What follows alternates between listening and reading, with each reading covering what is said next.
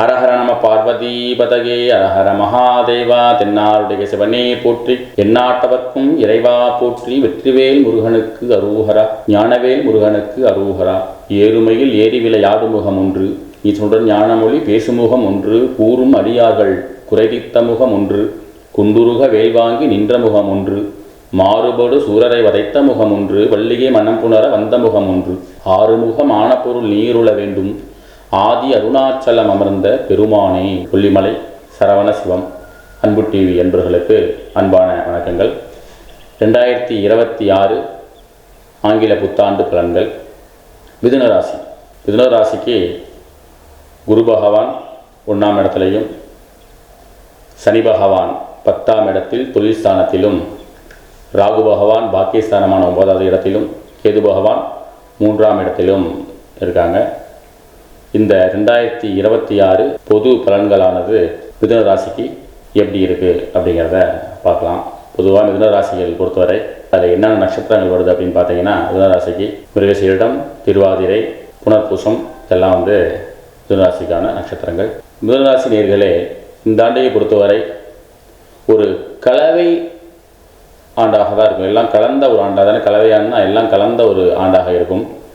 சில சிரமங்கள் இருந்தாலும் அதை பொறுமையாகவும் விடாமுயற்சியுடனும் முயற்சி பண்ணிங்கன்னா கண்டிப்பாக வெற்றி பெறுவதற்கான ஒரு வலுவான வாய்ப்புகள் அமையும். தொழில், நிதிநிலையில் முன்னேற்றம் ஏற்படும்.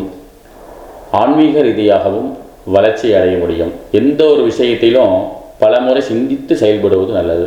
அதே போல் மிதுன ராசிக்காரங்களை பொறுத்தவரை குடும்ப ஆடம்பர செலவுகள்லாம் அப்படியே கொஞ்சம் கொஞ்சமாக குறைப்பது நல்லது. இந்த குடும்ப செலவுகள்ங்கிறது வேறு, அதே ஆடம்பர செலவுகளாக பண்ணக்கூடாது. புதிய முயற்சிகளை தாராளமாக மேற்கொள்ளலாம். உடல் ஆரோக்கியத்தில் கொஞ்சம் கூடுதல் கவனம் தேவை. குடும்பத்தில் அப்பப்போ மருத்துவ செலவுகள் 2026 வரும், அதை சரி செஞ்சுக்கணும்.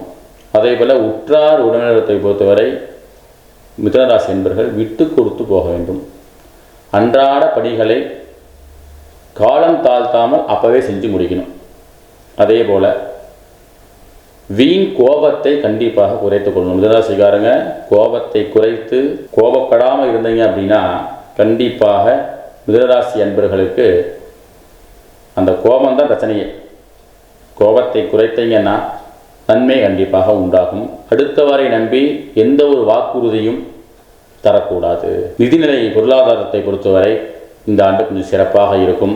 குடும்பத்தில் இருந்த சலசலப்புகள்லாம் அப்படியே கொஞ்சம் கொஞ்சமாக நீங்கி அது கலகலப்பாக மாறும். எந்த ஒரு விஷயத்தையும் பல முறை சிந்தித்து செயல்படணும். அடுத்தவங்க ஆலோசனை கேட்குறத விட உங்கள் சுய ஆலோசனையை பண்ணீங்க அப்படின்னா கண்டிப்பாக உங்களுக்கு இந்த ஆண்டு அதிகமான வெற்றியை கொடுக்கும். அதே போல் தேவைகளுக்காக செலவுகள் செய்ய நேரிடும். கடன் தொல்லைகள்லாம் இருந்ததெல்லாம் படிப்படியாக குறையும். இந்த ஆண்டையை பொறுத்தவரை கடன் தொல்லைகள் அதிகமாக இருக்காது.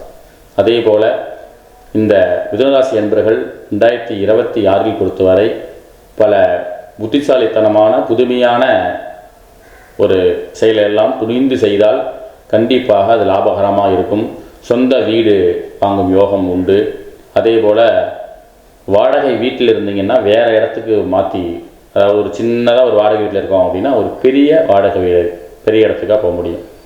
அதே போல் கணவன் மனைவியை பொறுத்தவரை ஒருவருக்கொருவர் விட்டு கொடுத்து பொறுமையாக இருந்தால் அந்த வீண் விவாதங்கள்லாம் தவிர்த்தீங்க அப்படின்னா எந்த விதமான இந்த பிரச்சனைகளும் குடும்பத்தில் இல்லாமல் இருக்கும். சொத்து விவகாரத்தில் பொறுத்தவரை உங்களுக்கு இந்த ஆண்டு எல்லா பிரச்சனைகளும் தீரும்.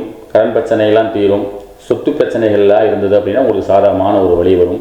மிதுனராசியை பொறுத்தவரை தெய்வ வழிபாடு, மிதுனத்தை பொறுத்தவரை கண்டிப்பாக தெய்வ வழிபாடு தான் உங்களுக்கு கை கொடுக்கும். அது முடிந்தவரை அந்த தெய்வ வழிபாடை கண்டினியூவாக அதை விடாமல் செஞ்சுட்டே இருக்கிறது தான் மிதுனராசிக்கான அந்த பலன்கள். அதாவது நீங்கள் எல்லா ஒரு விஷயத்துக்குமே பல முறை முயற்சிக்கணும். அதில் மிதுனராசியும் ஒன்று. அதே போல் மிதுனராசியை பொறுத்தவரை தொழில் வியாபாரத்தில் ஒரு நல்ல அமைப்பு இந்த ஆண்டு உண்டு. இவங்களை பொறுத்தவரை கண்டிப்பாக வழிபட வேண்டிய அம்பாள்னு பார்த்தீங்கன்னா அம்பாள் வழிபாடு, துர்க்கை அம்மனை வழிபாடு பண்ணணும்.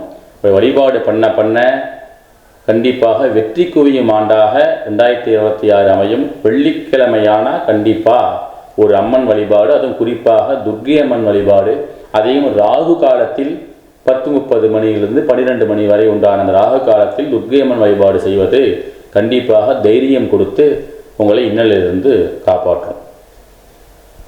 நன்றி.